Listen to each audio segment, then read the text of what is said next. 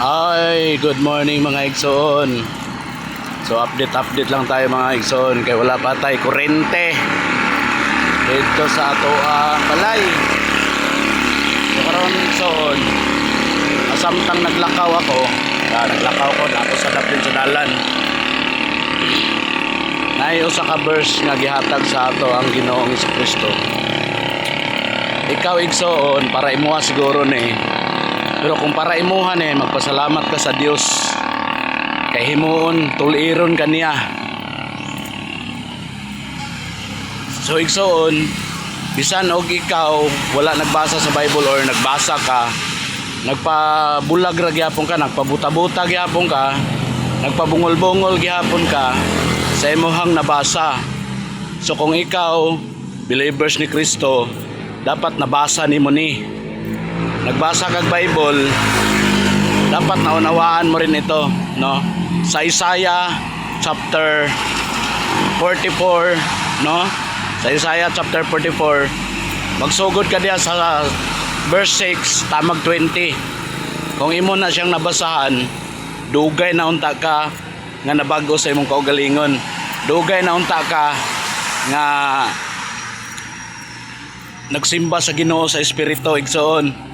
So dahil nagpabuta-buta ka, nagpabungol-bungol ka, mo nang hantod karon wala ka pa kalingkawas sa imuhang mga kaligot-got, mga bisyo.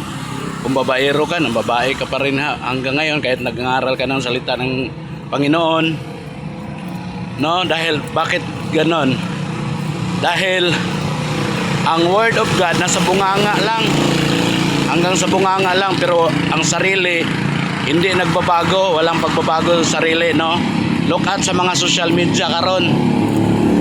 Kabalo mo igsoon sa social media, perting lipayan ni Satanas kay ngano ang Bible, ang salita sa Ginoo giawayan, no? Giawayan. So ang nalipay si Satanas. Ano man, dili gusto si Satanas nga siya ra usa ang mato sa impierno. Igsoon, dalon kaniya. Kung ikaw wala ka gabasa sa Isaiah chapter 44, basahan na sa Salmo 119, tanan from Genesis to Malakias or Mateo to Pinadayag, basaha para mabago ang imuhang kaugalingon, para na kay idea nganong sulod man ko ani, no? So igsoon mao ra to, kung ikaw giistoryahan ka sa Ginoo bahin ana nga verse, nagbago ka dapat sa puso, kasi kung ang puso mo nagbabago, susunod lahat ng ano mo, pag-uugali mo. Pag ang puso ang nabago kapatid, igsoon, susunod na ang lahat, no?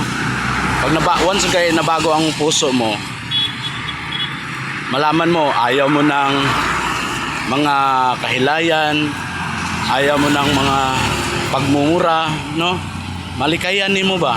Pero kung hindi mo naunawaan ang Bible, kahit 50 years ka nang nagbabasa ng Bible, kahit 30 years, 10 years, kung hindi mo naunawaan ang Bible, hanggang ngayon bulag ka pa rin sa katotohanan. So yun lang. God bless sa'yo. God bless everyone. Love you. I love you with the love of the Lord.